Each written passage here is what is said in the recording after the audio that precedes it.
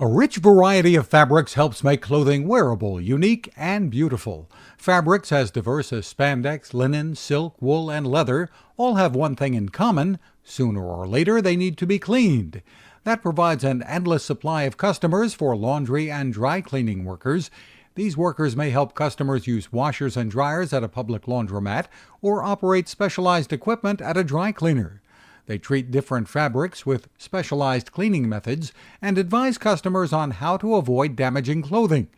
Dry cleaning workers treat spots and stains before cleaning, steam press or iron by hand to remove wrinkles, and may make minor repairs such as sewing on buttons. Some also clean rugs and draperies. This is a physical job. Laundry and dry cleaning workers are on their feet most of the time and do a lot of bending, lifting, and carrying. Work environments may be noisy, odorous, and hot, while chemicals used in dry cleaning are often harsh. But it's a business that can reward hard work and attention to detail with a steady stream of satisfied customers.